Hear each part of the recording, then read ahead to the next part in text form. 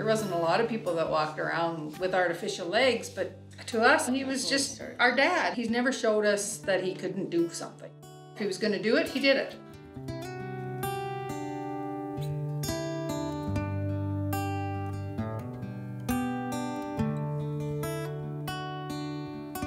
I'm Doug Cushway from Moose Jaw, Saskatchewan, and I joined the War Amps in 1946.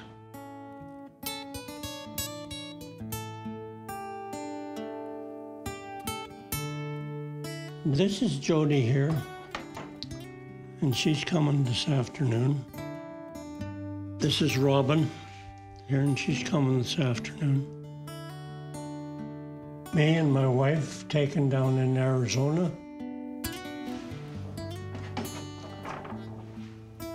That was a picture taken in Quebec.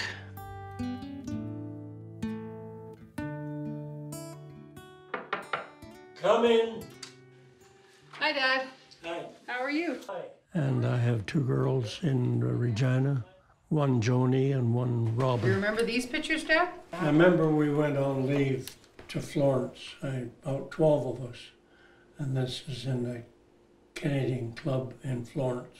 Oh, you look so young there. He does. Yeah, I see Parker in him there. joined the Army when I was 18 years old and drove a tank.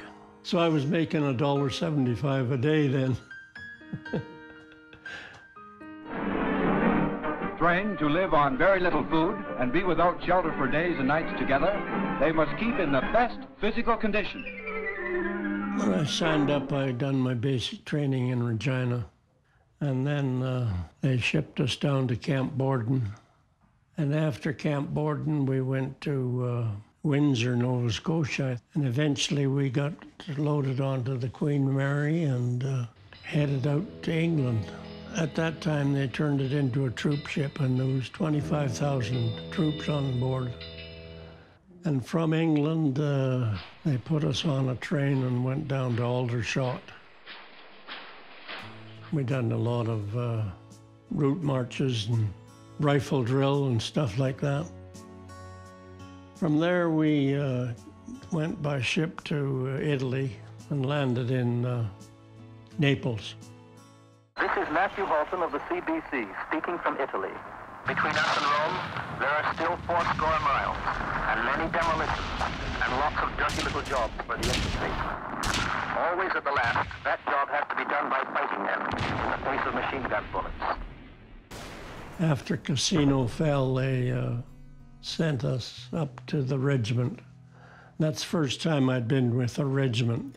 It was the Royal Canadian Dragoons, which was a reconnaissance organization. And I was with A Echelon, and they gave me a truck to drive. We weren't in the fighting line. We had trucks that carried all the ammunition and the food and gasoline. One time they sent 12 of us back down south to Naples to pick up new trucks, and that was quite an experience. Had to drive through Casino, which was all bombed out at that time. We were at a place called Ravenna. The sergeant in charge of moving us got on the wrong road. Front truck blew a tire. And when we all closed up, we got out of the truck to go see what was the matter, because it just sounded like another gunshot going off. And that's when I stepped on a shoe mine. And it blew me 5 or 10 feet in the air, and I landed in the ditch face down in 3 or 4 feet of water. The guys dragged me up from the ditch onto the truck, took me to the advanced dressing station. When I got wounded in Italy, the Canadian Pacific Telegraph sent this to my father in Moose Jaw, Mr. Leonard Cushway. Minister of National Defense sincerely regrets to inform you that Trooper Douglas Henry Cushway has been officially reported wounded in action. They moved me to Catholica, to a 3rd General Hospital. Trooper Douglas Cushway has now been officially reported again dangerously ill, amputation of both legs below the knee. When any further information becomes available, it will be forwarded to you as received. And there they gave me penicillin, which was fairly new on the market at the time. But while I was there, they sat me up, and it was the first time that I'd realized that I'd lost both legs.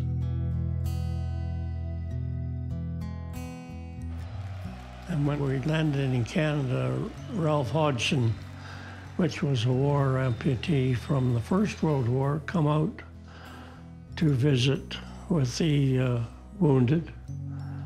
And he showed us his artificial leg. And that was the first time I'd seen an artificial leg. It was fitted with artificial legs on my 21st birthday, which was, I guess, my present for that day. They were making the legs the same way as they did after the First World War. They'd take a block of wood off the shelf and scoop out the middle and jam your stump in and say, "Where does it hurt?" And I've been walking on these since I was 21, so I don't know any difference.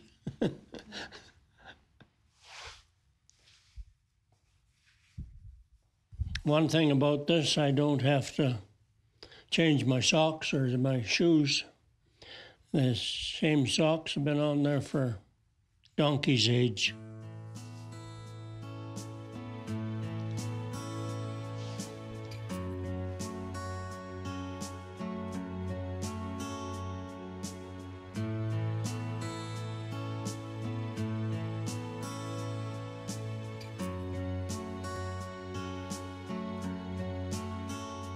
I was a rink rat in Moose Jaw before the war, and they told me in England that I would never skate again, but I did. I put on a pair of skates. And you went out skating. I skated when I was curling. I'd done a lot of curling. Some old pictures from some war amp days. Oh, look at. I can't remember a day where you haven't been involved with the war amps. When I joined the war amps, I come down to Regina to the odd meeting, and eventually when I got transferred to Regina, I was secretary of the war amps for many years, and there was, at that time, 125 amputees in Saskatchewan. I've been part of the War Amps organization for quite a few years. The CHAMP program will carry on for many years because it's probably the only program in the world, as far as I know. My name is Angie. I'm 19 years old. I am a above-knee amputee. I feel really privileged to know war amputees like Doug and everything that they've helped me with growing up in CHAMP. Well, the kids do a lot for in the war amps. They seem to adjust pretty easily because they're young. The war amputees have really inspired me because I've always looked up to them. They were my role models growing up, and some of the things that they've taught me, I hope I can teach some of the younger chaps and become their role models.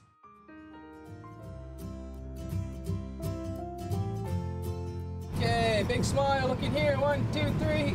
Oh, look at that, beautiful. Play Safe Parade. I go to the one in Saskatoon.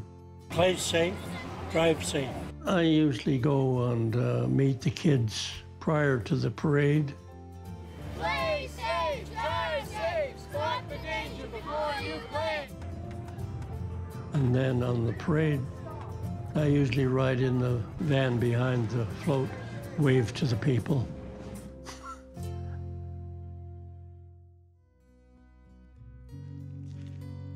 Operation Legacy is a program within the War Amps. What we do is on Remembrance Day or special anniversaries, We go to local cemeteries or even the cenotaph downtown and lay wreaths. I had laid wreaths in Regina here for many years, but now the senior champ kids lay the wreaths on November the 11th. To me, the message of Operation Legacy is to teach and show people what our war vets had gone through and what they have seen in order to get our freedom, and that it never happens again. I think it's quite important that the senior champ kids are able to do that for us. Angie has been laying a wreath at the cenotaph, I don't know, for a few years anyway. We're quite proud of Angie laying a wreath for us. Whenever I'm doing any kind of event for War Amps, I always feel honored. It makes me feel really lucky to be able to have the opportunities that I've been given. The CHAMP program has done a lot since it started, and it makes me feel very good, and it's still going strong today.